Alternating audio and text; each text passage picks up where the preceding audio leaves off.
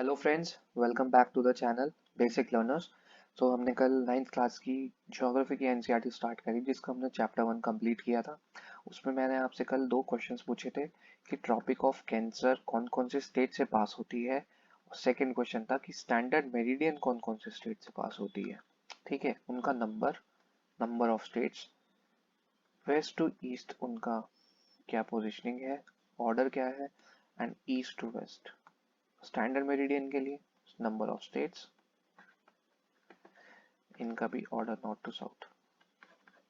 Okay, तो सबसे पहले हम ट्रॉपिक ऑफ कैंसर की देखेंगे। ट्रॉपिक ऑफ कैंसर कौन सी लैटिट्यूड पे होती है? 23.5 degree north with respect to equator देख रहे हैं आप। ओके, सो पहला state is Gujarat, second is थोड़ा सा हिस्सा ये राजस्थान का, third is Madhya Pradesh, fourth is Chhattisgarh, fifth is Jharkhand, sixth is West Bengal, seventh is Mizoram, eighth is seventh is Tripura and eighth is Mizoram.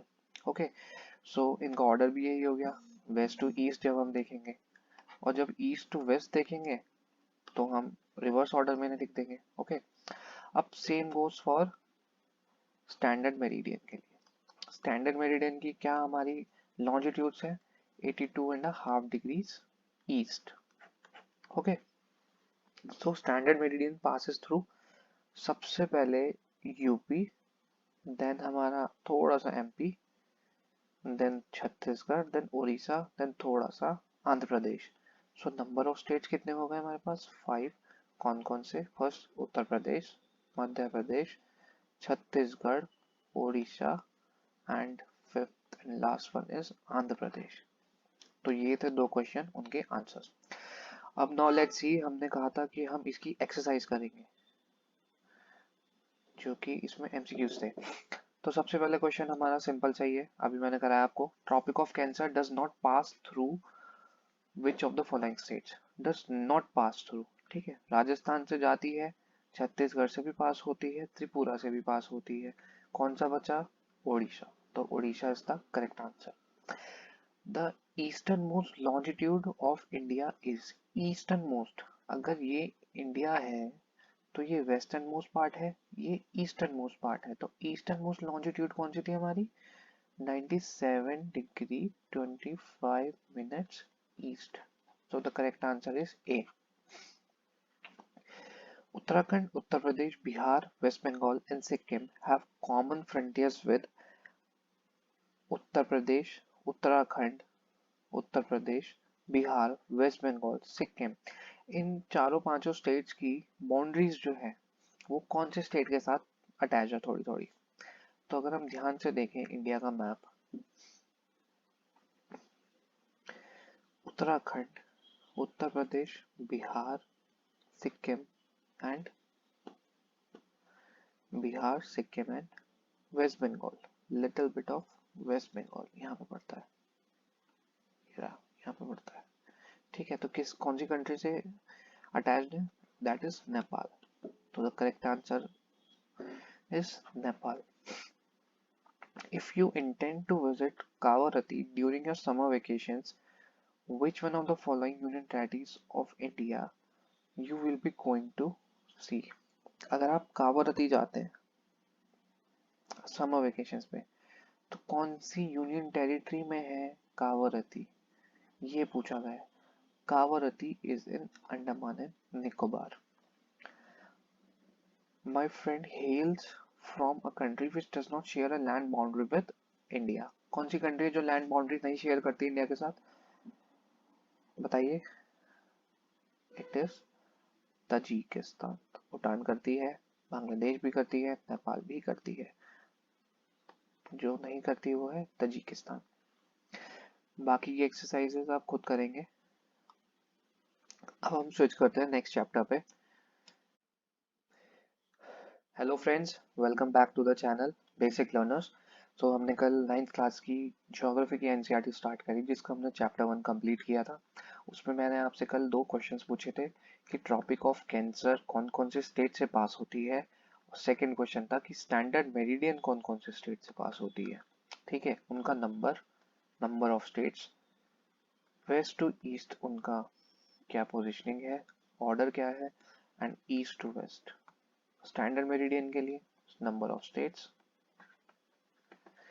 इनका भी ऑर्डर नॉर्थ टू साउथ।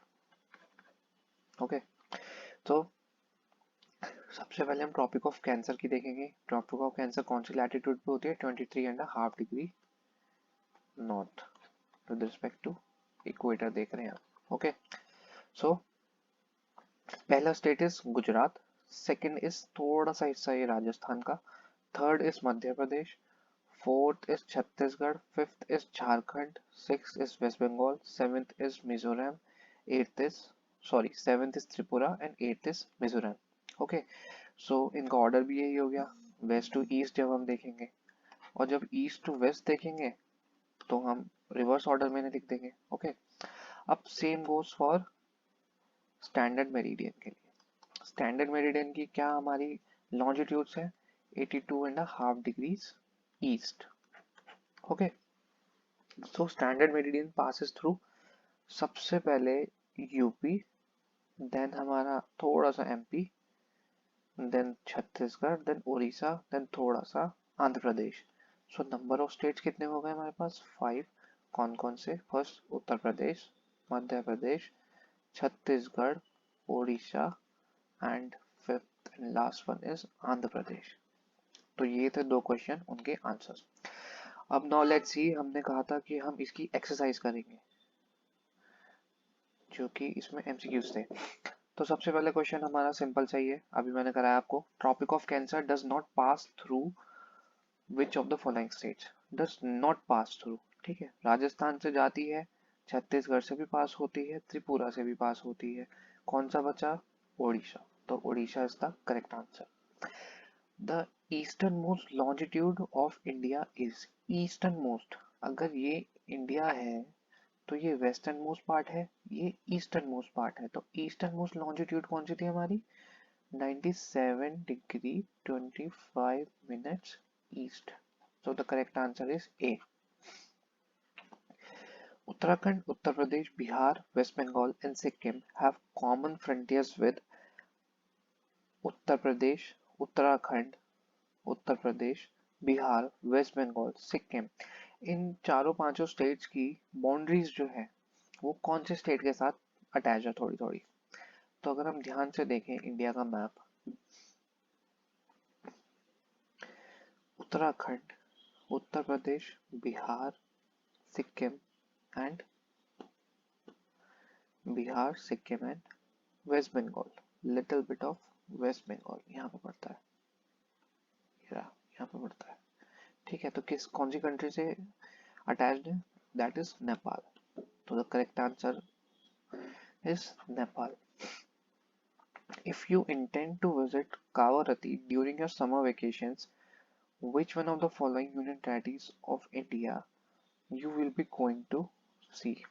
अगर आप कावरती जाते हैं समर वेकेशंस पे तो कौन सी यूनियन टेरिटरी में है कावरती, ये पूछा गया है।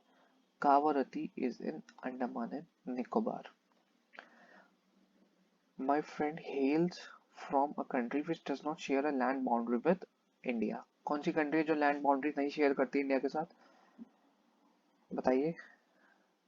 It is Tajikistan. भूटान करती है, बांग्लादेश भी करती है, नेपाल भी करती है, जो नहीं करती वो है तजिकिस्तान। बाकी की एक्सरसाइजेस आप खुद करेंगे। अब हम स्विच करते हैं नेक्स्ट चैप्टर पे, that is chapter 2, physical features of India. ठीक है, तो फिजिकल फीचर से सबसे पहले हमारा क्या मीन्स होता है? फिजिकल फीचर्स का, फिजिकल फीचर्स का मतलब है हमारा कि इंडिया में प्लेन्स कैसे हैं, माउंटेन्स कैसे हैं, डेजर्ट है कि नहीं है, कोस्टल प्लेन्स है कि नहीं है, एक्सक्यूज मी, ये सारी चीजें। तो हम इसे लाइन बाय लाइन रीड करते चलेंगे और हम इसको लाइन बाय लाइन ही समझते हुए चलेंगे।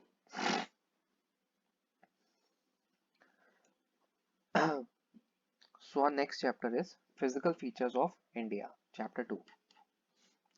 सो हम इसे भी लाइन बाय लाइन रीड करते हुए चलेंगे और समझते हुए चलेंगे। फिजिकल फीचर्स का मतलब क्या है कि इंडिया फिजिकली दिखने में कैसा है, उसके कैसे कैसे लैंड फॉर्म्स हैं, लैंड फॉर्म्स कैसी कैसी हैं, ठीक है, रिवर्स हैं, sorry,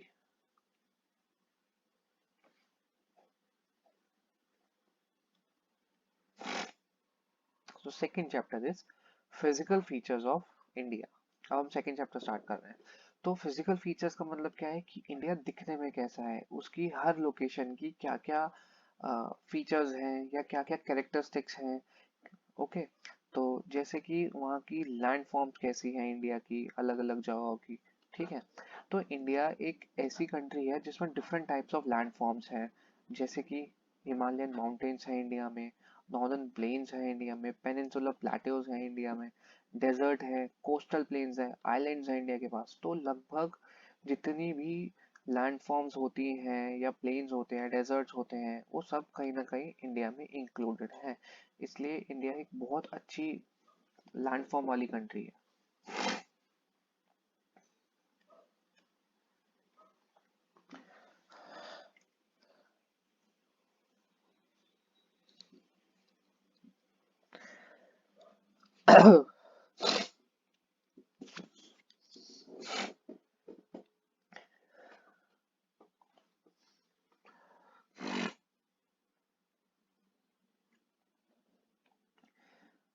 so now we are going to study chapter 2, that is physical features of India. India के हमें फिजिकल फीचर्स बताने हैं। बेसिकली फिजिकल फीचर्स हमारे लैंड फॉर्म्स कैसे हैं इंडिया के, किस किस टाइप्स के लैंड फॉर्म्स हैं, ये सारी चीजें हमें पढ़नी है, ठीक है। सो हम रीड करते चलेंगे और चीजों को समझाते चलेंगे।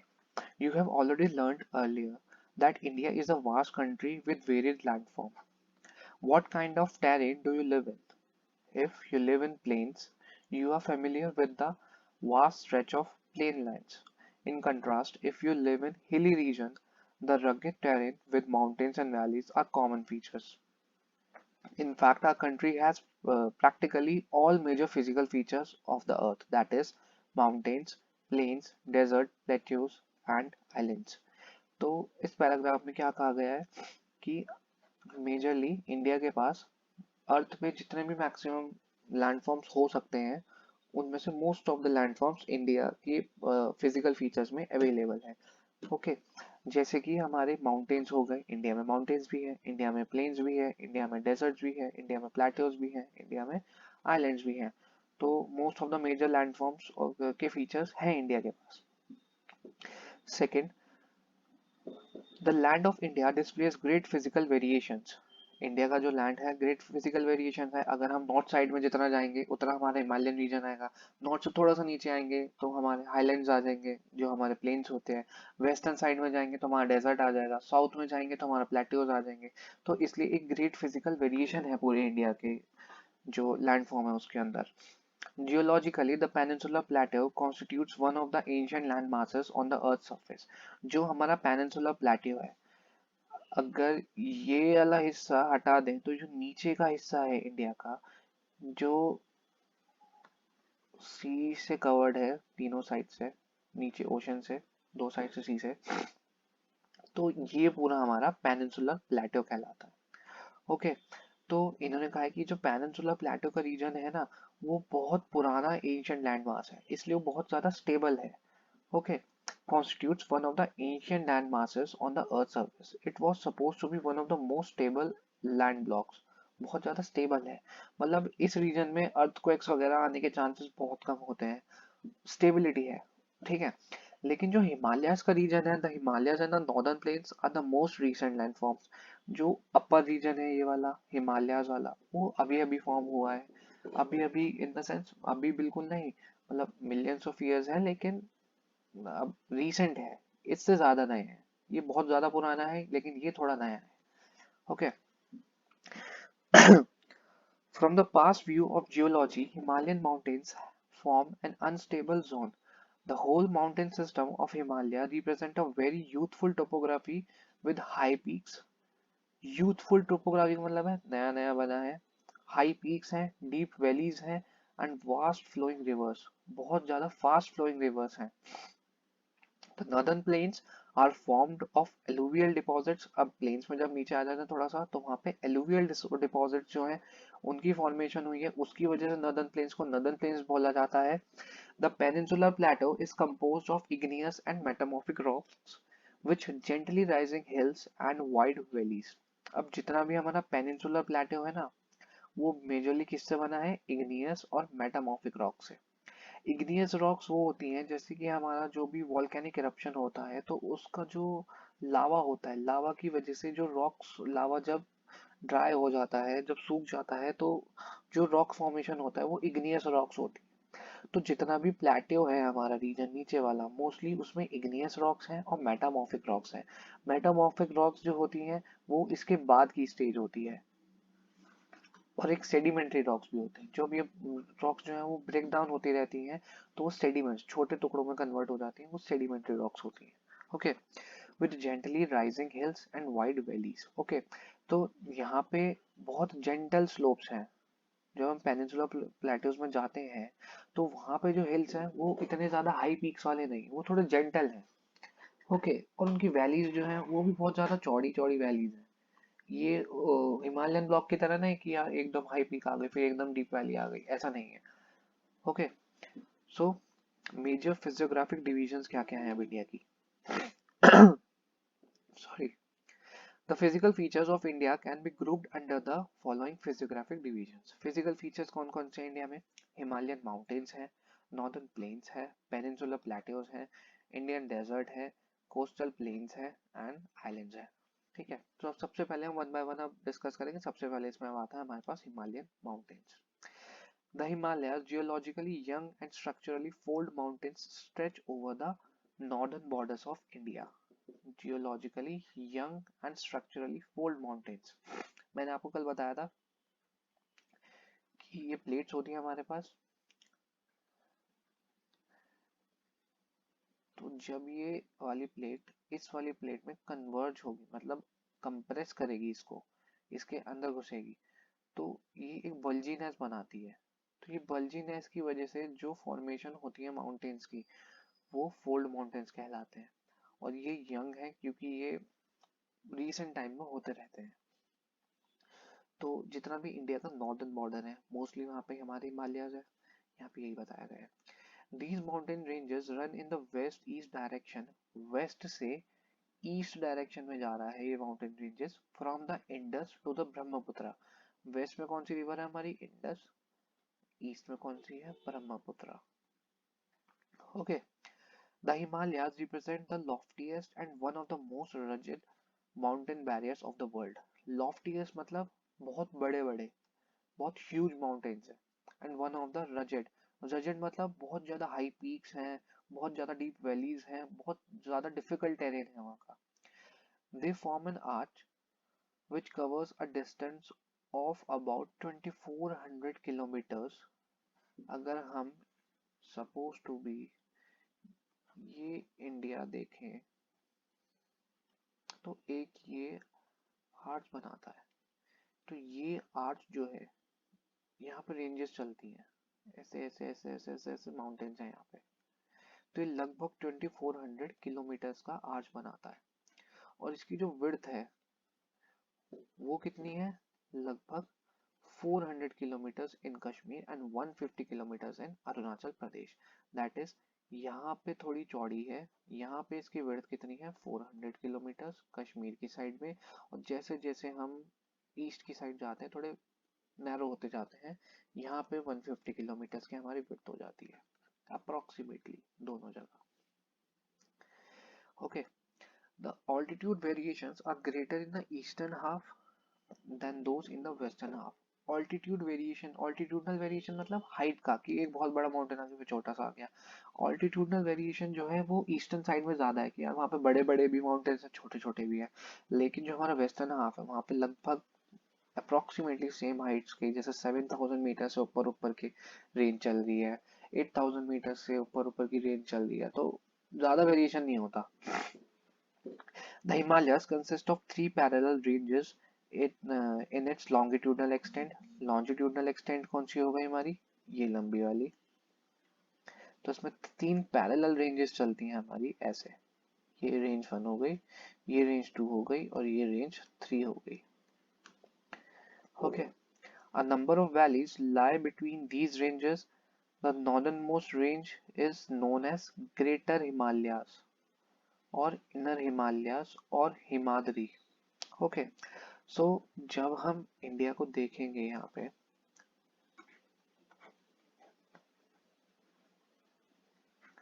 तो जो हमारी नदन मोस्ट है, ये सबसे ऊपर वाली रेंज जो है, ये वाली,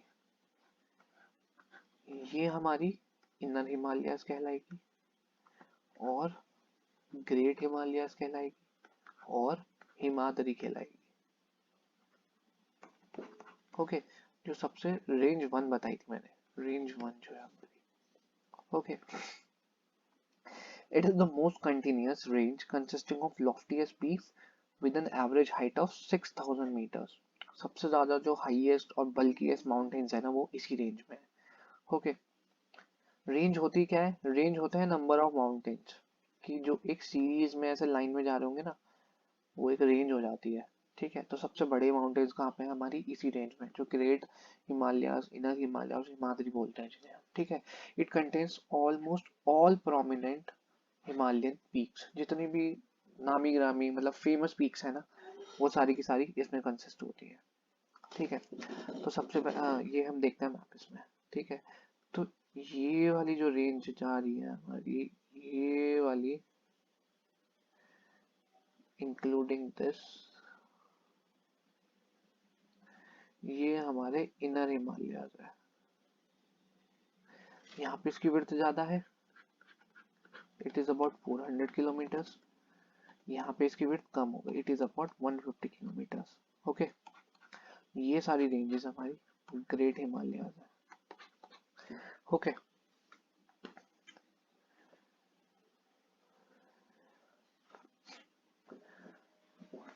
जैसे कि यहाँ पे कुछ नाम दे रखे हैं पीक्स के, हाईएस्ट माउंटेन पीक्स जो हैं कुछ, जैसे माउंट एवरेस्ट हमारी हाईएस्ट माउंटेन पीक है, नेपाल में है, 8848 मीटर्स इसकी हाइट है। Second is Kanchenjunga, then Makalu, Dhaulagiri, Nanda Parbat, Annapurna, Nanda Devi, Kamet, Namcha Barwa and Gurla Mandhata. Nepal, ये इंडिया की है, ये नेपाल की है, ये इंडिया की है। तो इंडिया की फर्स्ट कौन सी है? कंचनजंगा। ओके, ये सीरीज में नहीं है, इतना ध्यान रखना। This is not in series की आप सोचो ये फर्स्ट है, ये सेकंड है, ये थर्ड है, नहीं, ये सम ऑफ द हाईएस्ट पीक्स हैं, कुछ हाईएस्ट पीक्स निकाल रखी हैं।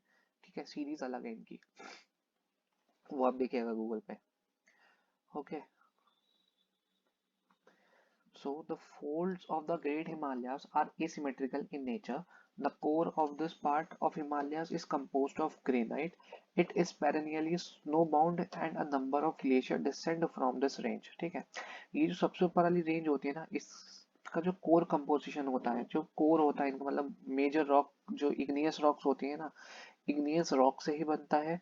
इग्नियस रॉक्स लेकिन बहुत ज्यादा कंप्रेशन के थ्रू ग्रेनाइट फॉर्म कर देती है। तो जो कोर कंपोजिशन होता है इसका क्या होता है? ग्रेनाइट का। Okay, it is perennially snowbound. Perennially का मतलब होता है थ्रू आउट द ईयर,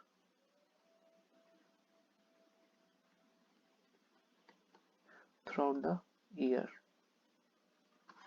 पूरे साल स्नो से कवर्ड रहता है ये। ठीक है, और यहीं से मोस्ट ऑफ द ग्लेशियर्स हमारे फॉर्म होते हैं, मोस्ट ऑफ द रिवर्स, कुछ यहाँ से, कुछ तिब्बत से निकलती है हमारी रिवर्स। ओके, ये the names of the glaciers and passes that line the Great Himalayas, ये आप देखना। The name of the states where the highest peaks are located, ये भी आप देखना। The range lying to the south of the Himadri form the most rugged mountain system and is known as Himachal और Lesser Himalayas। Okay, तो अब हम range 2 की बात कर रहे हैं। पहली रेंज हमारी 1 आ गई थी, अब रेंज 2 जो इसके नीचे वाली रेंज है, वो हमारी क्या कहलाती है? हिमाचल और lesser Himalayas. The ranges are mainly composed of highly compressed and altered rocks. Okay, ठीक है। अब ये वाली जो रेंज होती है ना, इसकी जो रॉक्स होती है वो बहुत ज्यादा कंप्रेशन झेलती है, इसके अंदर बहुत ज्यादा लोड रहता है, इसलिए हाईली कंप्रेस्ड रहती है। और ऑल्टर्ड रॉक्स का मतलब है रॉक्स जो है वो अलग अलग तरीके की होती है इसमें, ठीक है।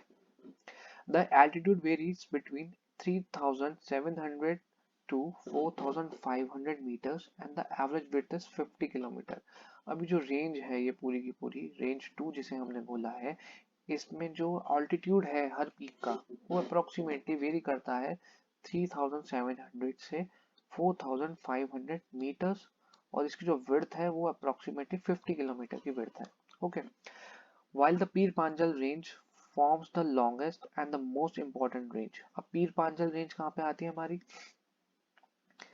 हमारी सबसे ऊपर कौन सी आ गई, great Himalayas, then lower Himalayas और लेसर हिमालयास। इसमें ही ये अगर इतना बड़ा स्ट्रेच है इसका 50 किलोमीटर का, इसकी जो सबसे नीचे वाली रेंज होती है ना वो पीर पांचल रेंज होती है,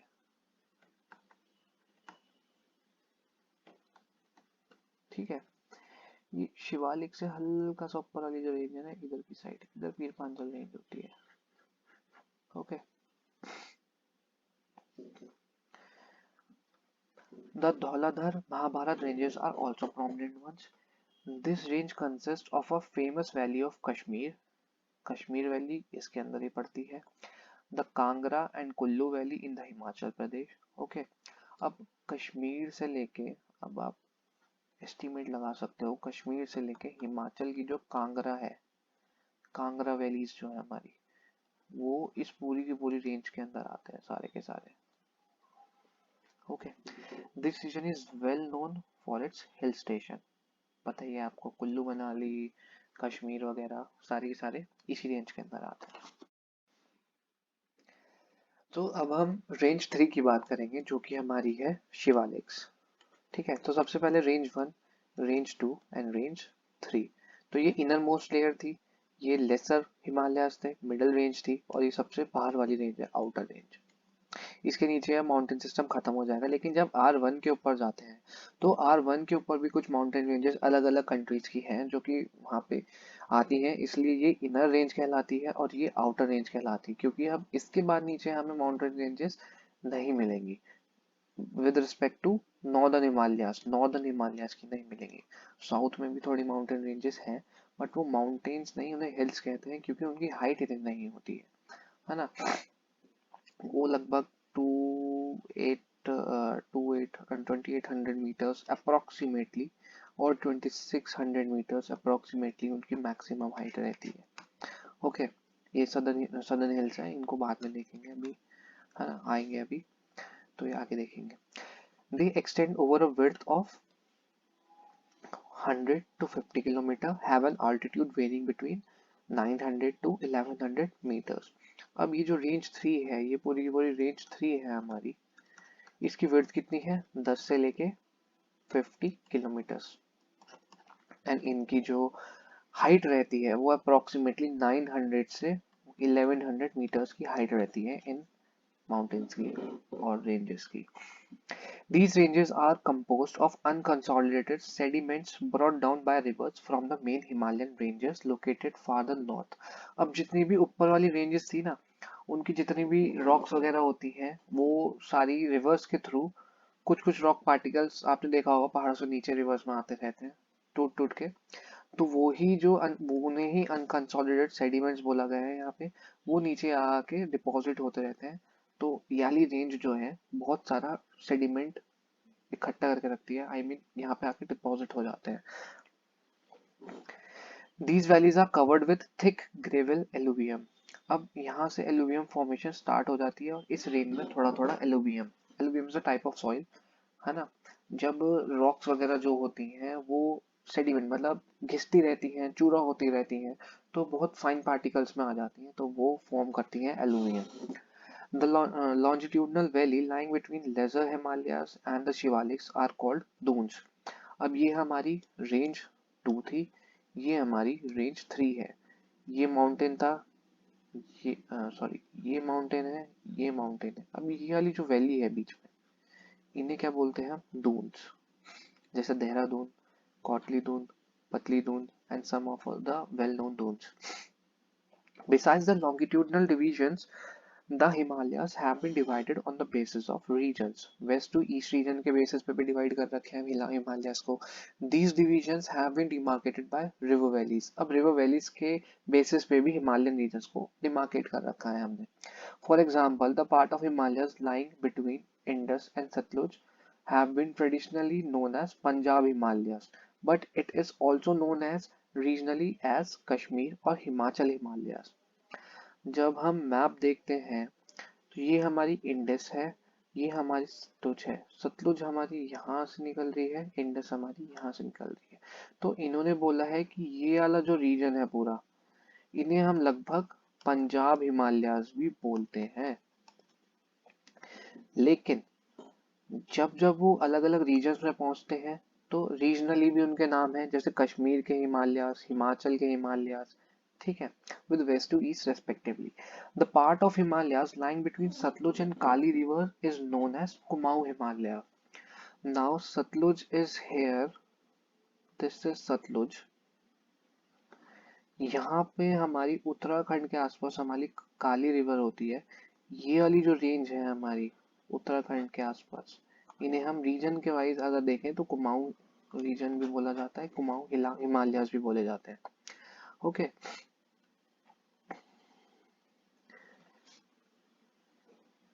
Kumaon Himalayas. The Kali and Teesta reverse demarcate the Nepal Himalayas. अब जब हम काली रिवर देखते हैं, काली रिवर हमने यहाँ पे देखा था, यहाँ पे सिक्किम में हमारी तीस्ता रिवर है, यहाँ पे तीस्ता. तो पूरा का पूरा रीजन जो है यहाँ पे हमने इन्हें नेपाल हिमालयास डिमार्केट कर दिया है. ओके, और तीस्ता से लेके दिहांग तक हमारा, यहाँ पे हमारी तीस्ता थी, दिहांग हमारी लगभग यहाँ पे पड़ती है ब्रह्मपुत्र से थोड़ा सा पहले. तो याली जो रेंज है इसको हमने रीजनली क्या नाम दे दिया है, Assam Himalayas.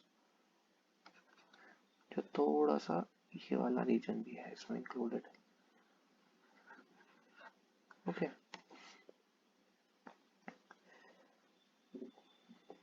Assam Himalayas. There are regional names also in these broad categories. Find out some regional names for the Himalayas. Okay, ये आप कर लेना, वैसे इतना important नहीं है. The Brahmaputra marks the easternmost boundary of the Himalayas. अब ब्रह्मपुत्र जो हमारी यहाँ से जब तिब्बत से निकलती है, सपोज टू बी तिब्बत है, ये नेपाल की बाउंड्री है, यहाँ से फ्लो होती है and it takes a southward turn here and enters into India, Arunachal Pradesh. तो ये यहाँ पे यही बोला गया है कि ये एक ईस्टर्न मोस्ट बाउंड्री बनाती है, इससे इधर इधर की साइड तो हिमालयाज है, ये इस हिमालयाज की ईस्टर्न मोस्ट बाउंड्री है, इससे आगे हिमालयाज बहुत रिड्यूस हो जाते हैं. Beyond the Dihang gorge the Himalayas bend sharply to the south. यहाँ से हिमालयाज जो है साउथ की तरफ बेंड हो जाते हैं, अब यूं नीचे की तरफ आ जाते हैं.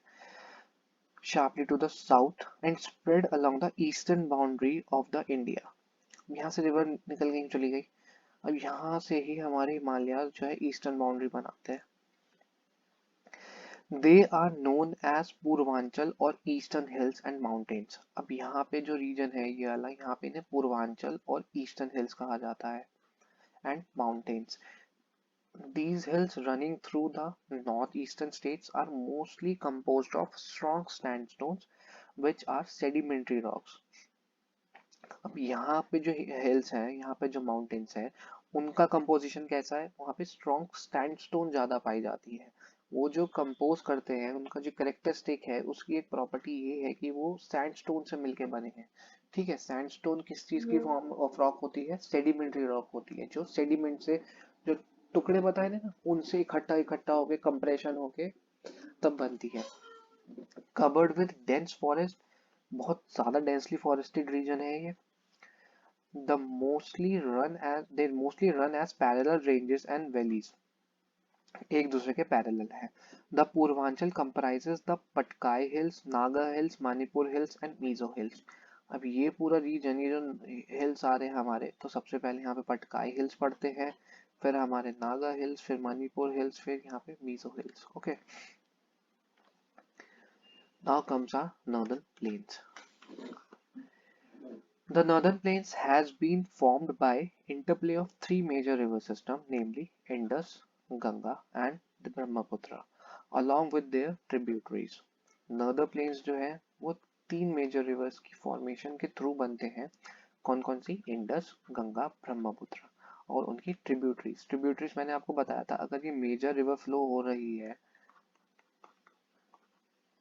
तो इसमें जो स्मॉल स्मॉल रिवर आके ज्वाइन करती है ना, वो उस मेजर रिवर्स की ट्रिब्यूटरीज कहलाती है. ऐसी अगर डिस्ट्रीब्यूटरीज की बात करें तो अगर ये मेजर रिवर फ्लो हो रही है तो ये जो स्प्रेड आउट होगी एक रीजन में जाके स्मॉल स्मॉल रिवर्स में, ये इनकी distributaries कहलाएंगी.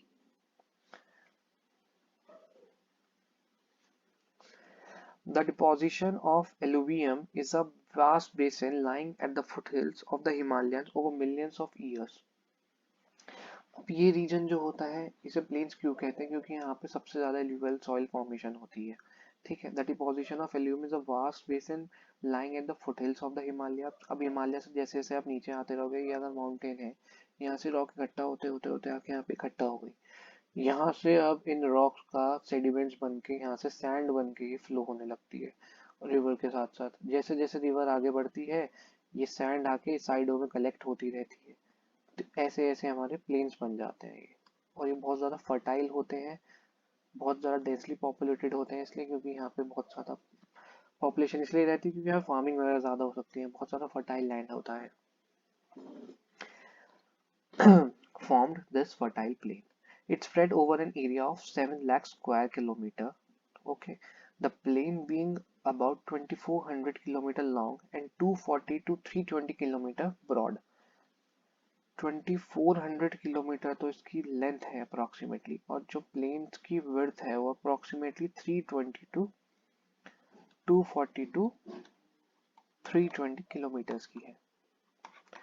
Is a densely populated physiographic division which is a rich soil cover combined with adequate water supply and favorable climate.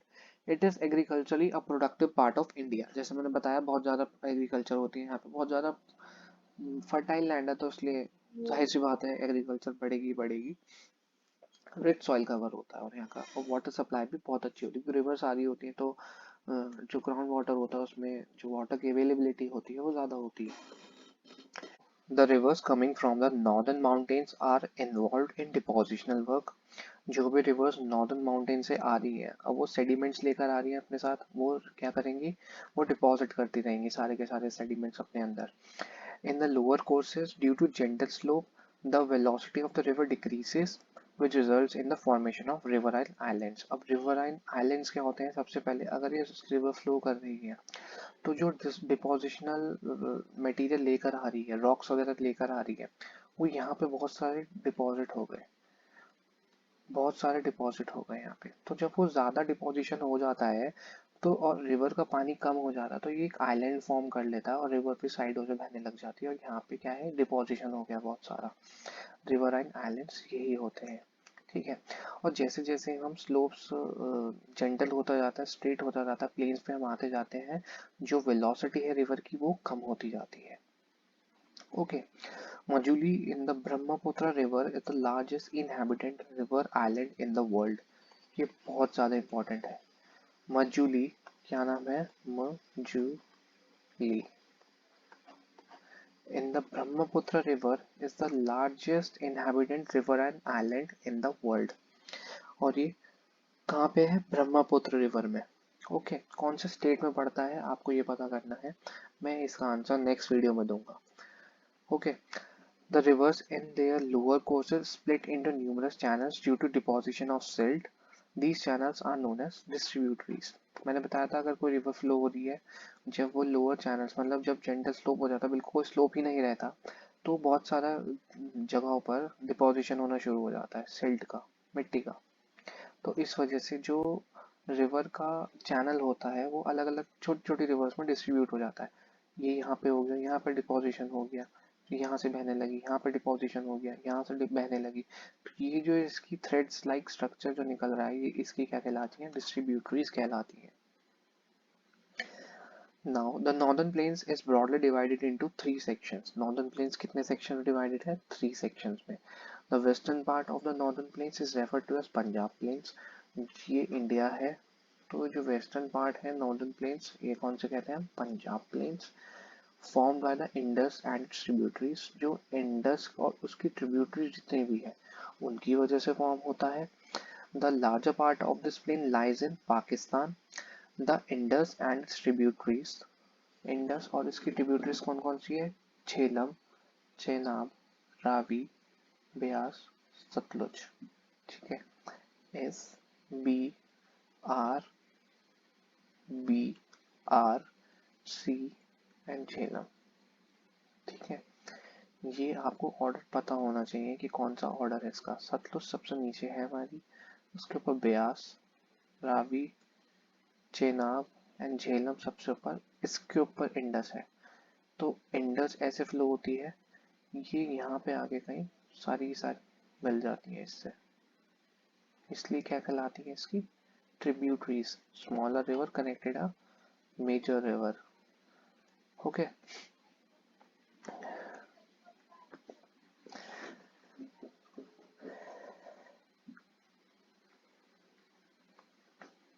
और ये तीनों, ये सारी रिवर्स हिमालयाज में ओरिजिनेट होती है. This section of the plain is dominated by the doabs. Doab, ये इस रीजन को क्या बोलते हैं? हम एक दोआब रीजन बोलते हैं. Okay. Doab is a made up of two words, do meaning two and ab meaning water. Means similarly Punjab is made up of two words, one means 5 and ab means water. मतलब 5 रिवर्स से मिलके बना है, इसलिए उसे पंजाब बोला जाता है. Okay.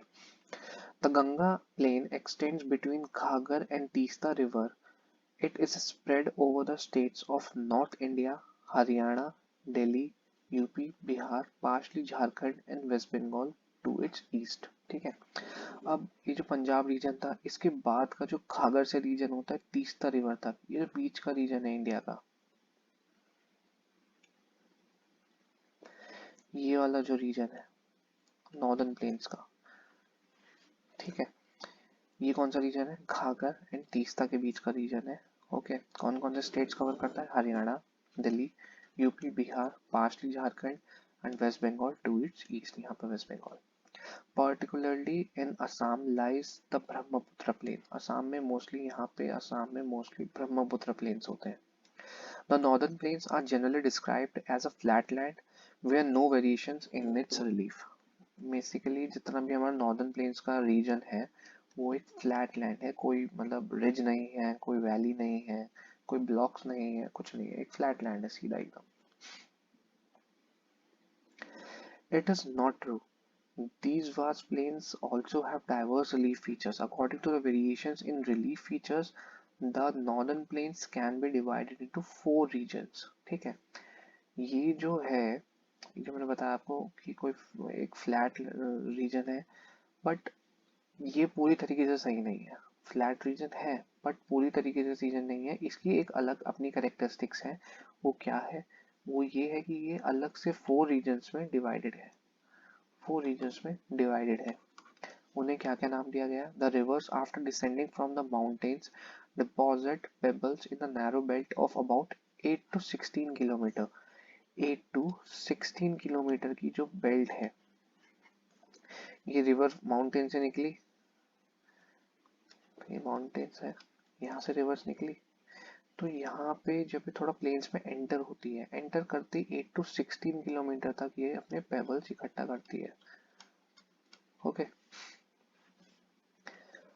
To the slopes of Shivaliks lying parallel to the slopes of Shivaliks. Okay.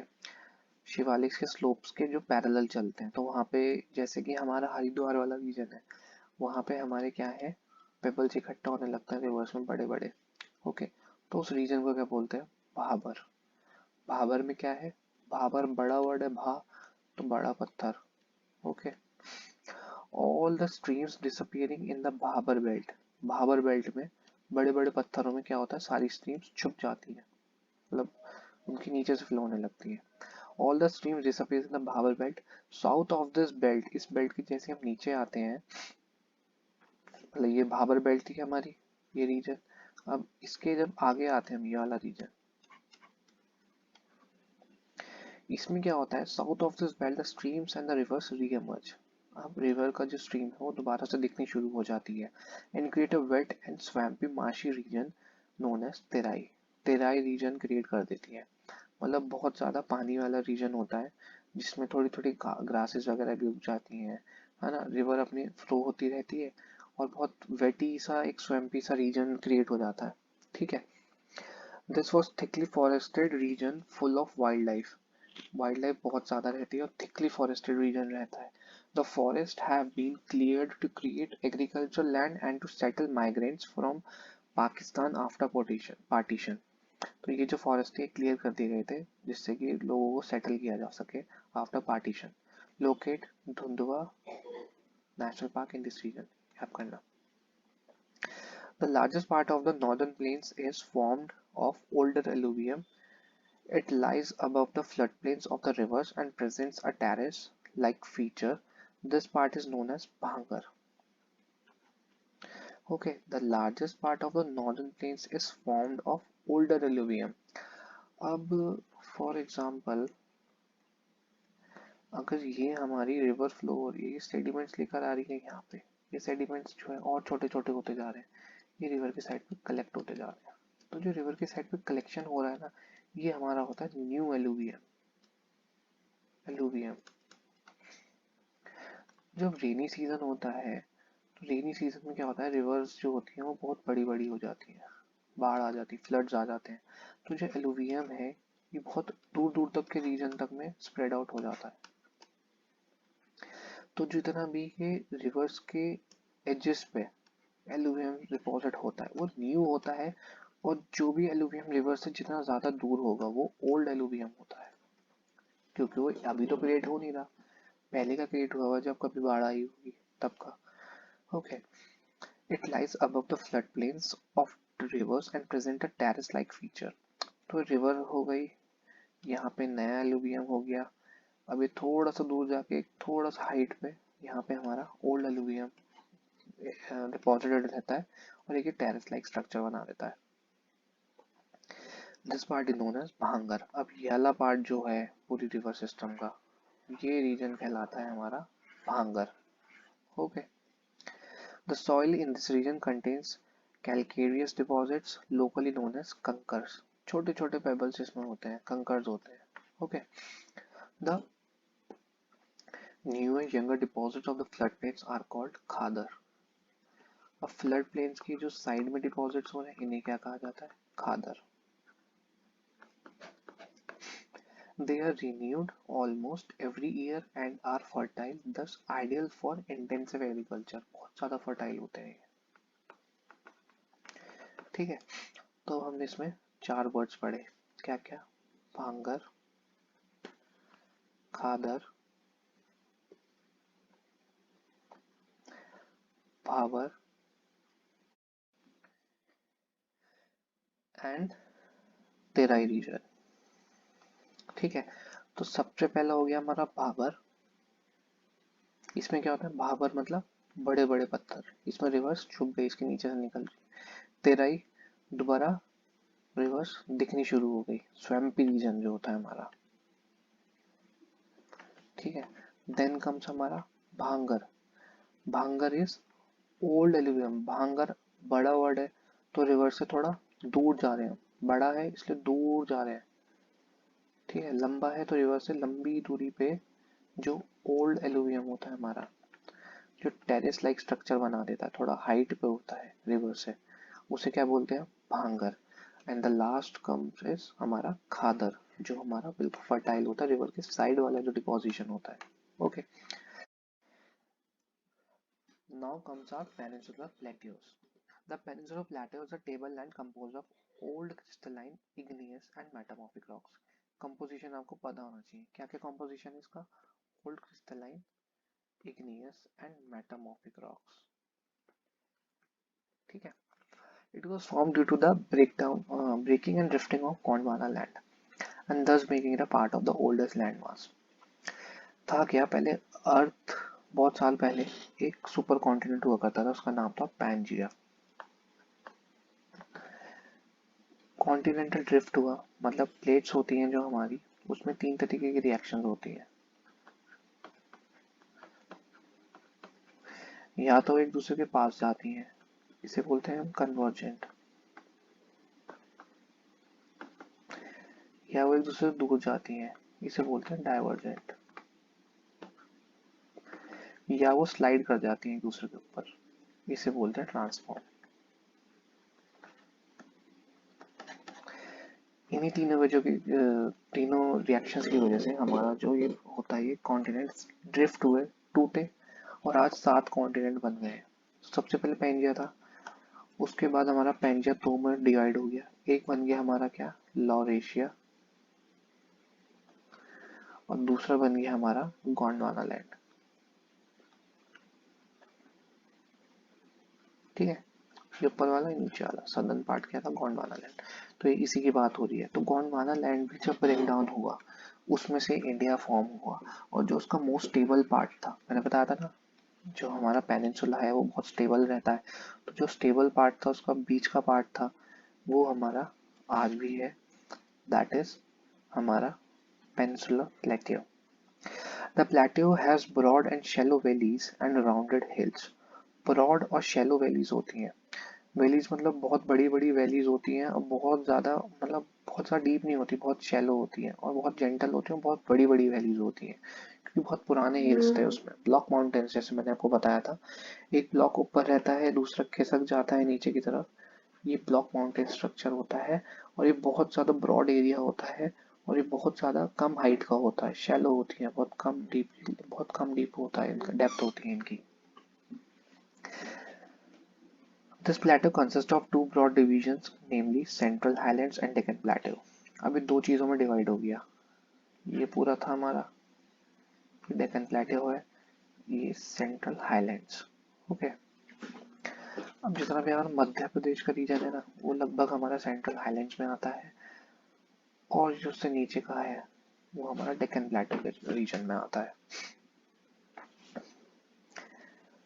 ठीक है, the part of Peninsular Plateau lying to the north of the Narmada River, covering a major area of Malwa Plateau and is known as Central Island. Okay, Narmada river के पास जो है हमारा क्या cover हो रहा है, major area of Malwa plateau and is known as central highland. The Vindhyan range is bounded by the Satpura range on the south and the Aravalli in the north west. South में क्या है, Satpura range, and Aravalli is in the northwest. The further westward extension gradually merges with the sandy and rocky desert of Rajasthan. The flow of river draining this region, namely the Chambal, Sindh, Betwa, Ken, is of southwest to the northeast direction. South में west की तरफ से, north में east की तरफ flow होती है। Okay, the flow of the river draining this region namely the Chambal, Sindh, Betwa, Ken, south में वेस्ट की तरफ से, नॉर्थ में ईस्ट की तरफ फ्लो होती हैं, thus indicating the slope बता रही है इससे। The central highlands are wider in the west but narrower in the east. The eastward extension of the plateau locally known as Bundelkhand and Baghelkhand. The Chota Nagpur Plateau marks the further eastward extension drained by Damodar River. Okay, अब ये चीजें on a map समझते हैं।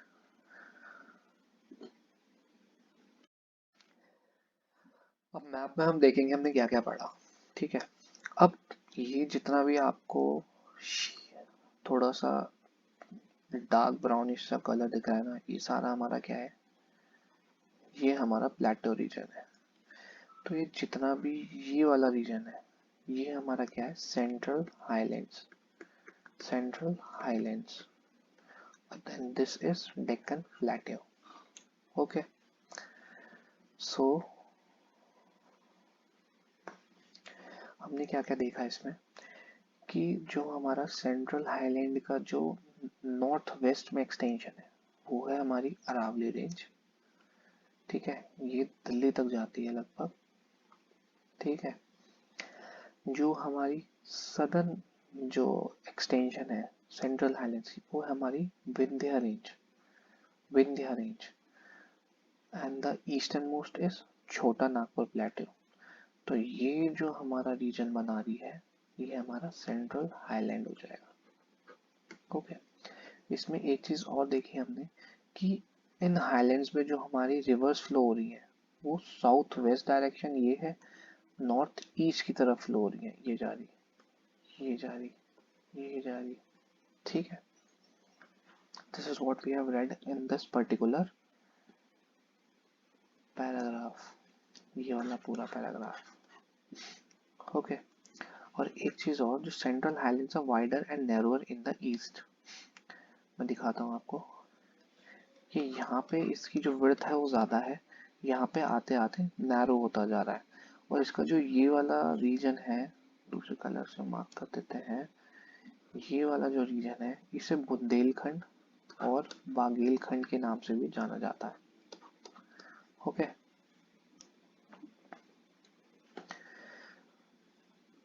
सो our next para, the Deccan plateau is a triangular landmass. अब डेक्कन प्लेटो की बात हो रही है, that lies to the south of the river Narmada. The Satpura range flanks its broad base in the north, while the Mahadev and Kaimur hills and the Mekal range forms its eastern extension. Locate these hills and ranges on a physical map of India. The Deccan Plateau is higher in the west and slopes gently towards eastwards. Higher होता है west में और eastward gently slope down होता रहता है. As extensions of the plateau is also visible in the northeast, locally known as Meghalaya. Northeast में जब हम पहुंचते हैं तो वहाँ पे ये plateau जो extend होते हैं, बीच में break है, लेकिन यहाँ पे जब नॉर्थ ईस्ट में पहुंचते हैं वहाँ पे नहीं क्या बोलते हैं, मेघालय, जिसमें करबी एंगलोंग प्लेटो है, नॉर्दर्न सरकार हिल्स हैं। Okay, it is separated by a fault from the छोटा नागपुर प्लेटो। एक फॉल्ट है छोटा नागपुर प्लेटो में, उसकी वजह से ये सेपरेट हुए। Three prominent hill ranges of the west to the east are the Garo, the Khasi and the Jaintia hills. जो नॉर्थ ईस्ट में तीन मेजर रेंजेस हैं वो गारो, खासी एंड जैंतिया। ओके, तो अब इसको हम मैप पे देखते हैं। सो हियर इट इज, ये हमारा पूरा डेक्कन प्लेटो है। सतपुरा रेंज इसकी नॉर्दर्न पीक बनाती है। ओके, यहाँ पे मैकाल रेंज वगैरह वगैरह हमने पढ़ी थी, ये एक्सटेंड होता है यहाँ तक। यहाँ पे हमारी आती है गारो, खासी and Jaintia hills. These hills are also a part of Deccan Plateau, but वो इसका ईस्टर्न मोस्ट एक्सटेंशन है। और यहाँ पे एक फॉल्ट है छोटा नागपुर प्लेटो के पास, जिसकी वजह से ये दोनों चीजें सेपरेट हो जाती हैं। ओके, और इनकी जो हाइट होती है वो यहाँ पे ज्यादा रहती है वेस्टर्न साइड में, एंड इट जेंटल स्लोप एक यहाँ पे ईस्टर्न डायरेक्शन में ऐसे बनता रहता है। ठीक है,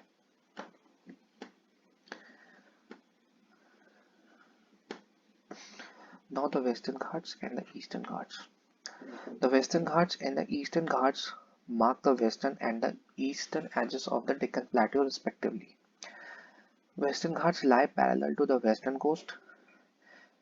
They are continuous and can be crossed through passes only. Locate the Thar, Bhor and Pal Ghats on the physical map of India. Now let's go back to the map. अब ये reason तो हमारा डेक्कन प्लेटो का था, ठीक है।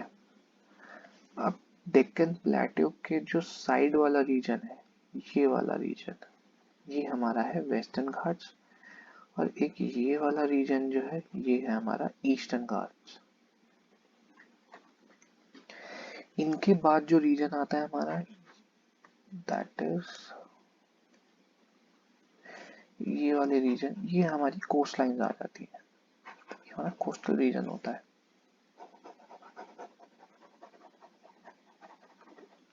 This are coastal reason.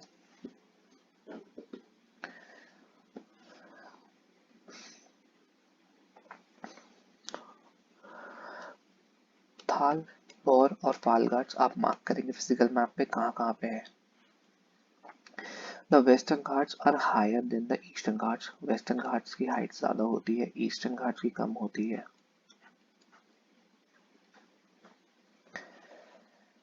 Their average elevation is 900 to 1600 meters against 600 meters of the Eastern Ghats. The Eastern Ghats stretch from the Mahanadi Valley to the Nilgiris in the south. Mahanadi यहाँ पे है, अगर ये ईस्टर्न पोस्ट है हमारे India का, ये महानदी से लेके हमारे नीलगिरीज यहाँ पे है, ये नीलगिरीज है, ये वाला रीजन, ये पूरा रीजन हमारा ईस्टर्न घाट्स का। ईस्टर्न घाट्स बहुत ज़्यादा डिसकंटिन्यूस होते हैं, बीच बीच में गायब हो जाते हैं, लेकिन वेस्टर्न घाट्स ऐसे नहीं है, वो बहुत ज़्यादा टॉल है as compare to Eastern Ghats. तो उनको पास करने के लिए पासेस होते हैं प्रॉपर, उसमें से आप ईस्ट और वेस्ट जा सकते हैं। प्लस ये बहुत ज़्यादा कंटिन्यूस होते हैं। The eastern Ghats are discontinuous and irregular and dissects by river drainage into the Bay of Bengal. The Western Ghats cause orographic rain by facing the rain-bearing moist winds to rise along the western slopes of the Ghats. Orographic क्या होता है? Orographic rains होती है जो mountain as a barrier जब act करता है उसकी वजह से होती है। यहाँ से ओशन से विंड्स आ रही हैं मॉइस्चर कंटेन करके, वो इस माउंटेन से टकराएंगी, ऊपर की तरफ डेविएट हो जाएंगी, यहाँ पे कंडेंस होगी और यहाँ पे रेनफॉल होगी। ये होता है ओरोग्राफिक रेनफॉल जो माउंटेन्स की वजह से होता है। The Western Ghats are known by different local names. The height of the Western Ghats progressively increases from north to south. North में कम है height, as we go south बढ़ती चली जाती है वेस्टर्न घाट्स की। The highest peak is Anamudi. Anamudi कितना है highest peak? 2695 meters. Anai-Modi 2695 meters, approximately nearly 2700 meters. Highest peak of Western Ghat. And the Doda Beta is 2637 meters. The Mahendragiri 1501 meters is the highest peak of the Eastern Ghats. Mahendragiri Eastern Ghats की, Anai-Modi Western Ghats की and Mahendragiri eastern Ghats की highest peak है। Important है, दोनों को याद रखना। Eastern Ghat, Shevaroy hills and the Javadi hills are located on the south east of the eastern Ghats. Locate the famous hill station of Udhagamandalam popular known as Ooty and Kodaikanal, ये आप लोकेट करना। One of the distinct features of the Peninsular Plateau is the black soil area. Peninsular Plateau का एक अच्छा feature है कि black soil area बहुत ज़्यादा पड़ता है इसमें, known as Deccan Trap. This is of volcanic origin, hence the rocks are igneous. Actually, these rocks have denuded over time and responsible for the formation of black soil. The Aravalli Hills lie on the western and the northwestern margins of the Peninsular Plateau. These are highly eroded hills and are found as broken hills. They extend from the Gujarat to Delhi in the southwest to northeast direction. ये India है और अपनी range ये है, गुजरात से लेके हमारी दिल्ली तक जाती है, बहुत ज़्यादा इरोडेड है, इतना ज़्यादा नहीं पता लगता है। एंड सेकंड, जो हमारा यहाँ पे जितना भी डेक्कन प्लेटेओ है उसमें मोस्टली कौन सी रॉक है? इग्नियस रॉक है, जो कि बहुत ज़्यादा सेडिमेंट्स में टूट चुकी है, इस वजह से उसने क्या फॉर्म करी? Black soil. Black soil rich area कौन सा है? डेक्कन प्लेटेओ का, ये महाराष्ट्र वाला रीजन पूरा।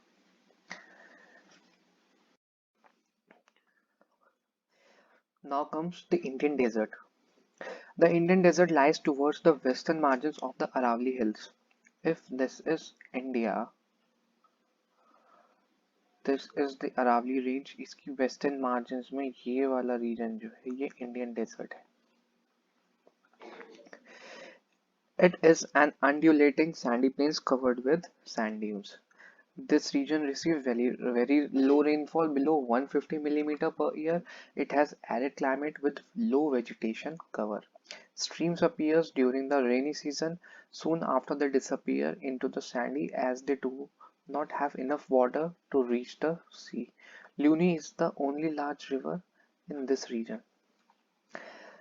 मेन चीजें हैं कि western side of the Aravalli hills, okay.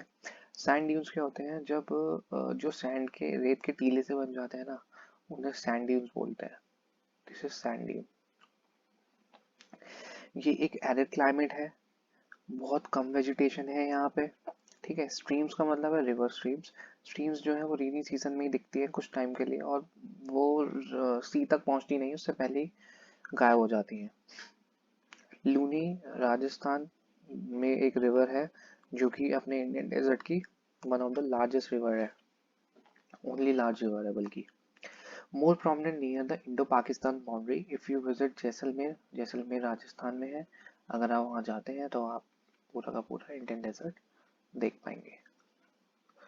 Now comes the coastal plains. The Peninsular Plateau is flanked by a stretch of narrow coastal strips running along the Arabian Sea on the west and Bay of Bengal on the east.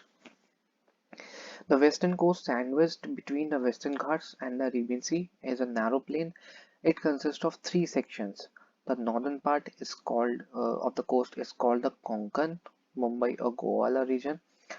When we talk about Western Ghats, तो ये अगर हमारा Western Ghats है, तो ये वाला reason जो है, ये दिस रीजन, दिस इज हमारा वेस्टर्न कोस्टल प्लेन। ये बहुत नैरो होता है, okay.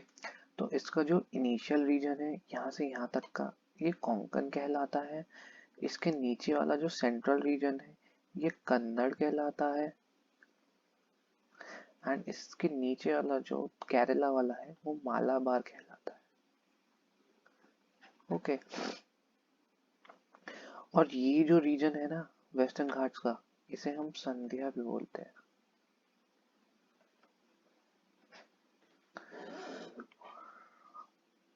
okay. Malabar and Kannada plains. The plains along the Bay of Bengal are wide and level. अब ये जो ईस्टर्न कोस्ट है ना, ये थोड़ा हमारा वाइड है, ठीक है। ये ईस्टर्न घाट्स हो गए हमारे, ये प्लेन, ये हमारा ईस्टर्न कोस्ट हो गया पूरा, ये थोड़ा वाइड है। The northern part is referred to as northern Circars. ये नॉर्दर्न पार्ट जो है ये वाला, ये नॉर्दर्न सरकार कहलाता है, और जो सदर्न पार्ट है ये कोरोमंडल कोस्ट कहलाता है हमारा। Large rivers such as Mahanadi, the Godavari, the Krishna and the Kaveri have formed extensive delta on this coast. कौन कौन से रिवर्स के डेल्टा है? महानदी, गोदावरी, कृष्णा, कावेरी, ठीक है। तो हमारी जितनी भी मेजर रिवर्स हैं, मेजर रिवर्स जितनी भी है साउथ इंडिया की, वो ओरिजिनेट कहाँ पे होती है? वेस्टर्न घाट्स में, और जाती कहाँ पे है फ्लो होते होते? बे ऑफ बंगाल में, okay.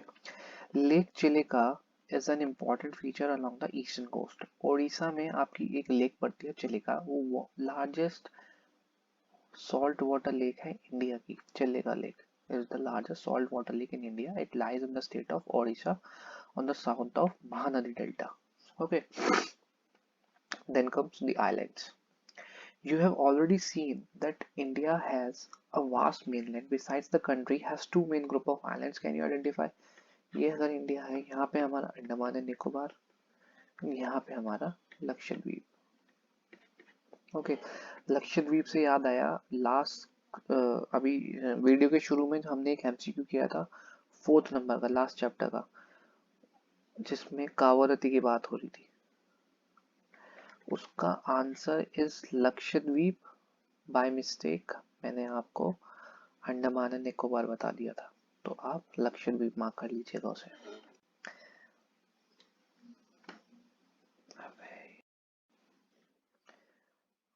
Now locate the Lakshadweep island group lying close to the Malabar coast of Kerala.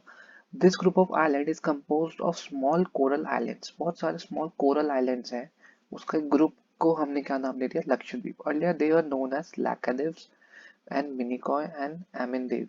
उनको जो अगर इंडिविजुअल नाम दे रखा है वो है लैकेदिव, मिनिकॉय एंड एमनिडेव। तो इन तीनों के ग्रुप को हमने क्या नाम दे दिया? Lakshadweep islands. In 1973, they were named as Lakshadweep. It covers small area of about 32 square kilometers. Kavaratti Island is the administrative headquarter of the Lakshadweep. 32 square kilometer.